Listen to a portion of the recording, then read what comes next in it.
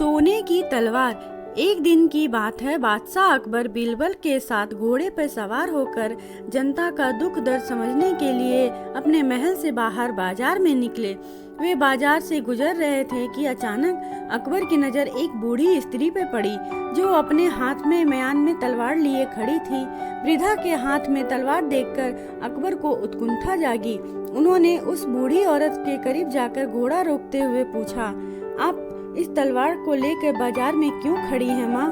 वृद्धा ने दीनता भरे स्वर में कहा, आलमपना, मैं इसे बेचना चाहती हूँ। यह तलवार बहुत दिनों से मेरे घर में पड़ी हुई थी। अपनी गरीबी और तंगी से तंग आकर मैंने सोचा शायद कोई पारखी ही इसका उचित मूल्य मुझे दे जाए ताकि मेरी भी गरीबी दूर हो सके।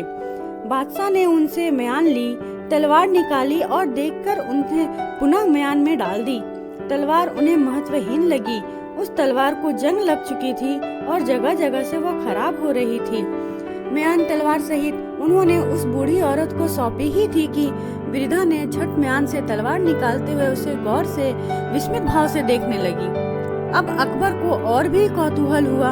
उन्होंने मुस्कुराहट के साथ उन्हें टोकते हुए पूछा, मैंने आपकी तलवार बदल नहीं ली है माँ।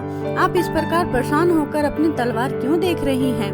बादशाह के साथ घोड़े पे सवार बीरबल उस बूढ़ी औरत की बुद्धिमत्ता परख चुके थे। उन्होंने झट बादशाह से कहा, जहांपना, इस बूढ़ी औरत को इस बात पर आश्चर्यचकित हो रही है कि बुजुर्गों की कहावत आज झूठी क्यों पड़ गई।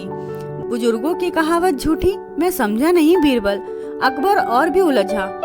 मैं समझता हूँ कि आलमपना, दरअसल इस औरत ने सुन रखा होगा कि पारस के संपर्क में आकर लोहा सोना हो जाता है।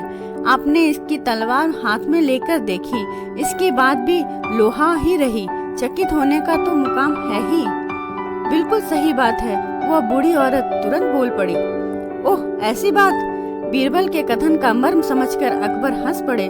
उन्होंने तुरंत सिपाहियों को आदेश दिया कि वृद्धा को कोषागार से तलवार के बराबर का स्वर्ण दिलवा दिया जाए। दोस्तों, ये कहानी आपको कैसी लगी मुझे जरूर बताइएगा।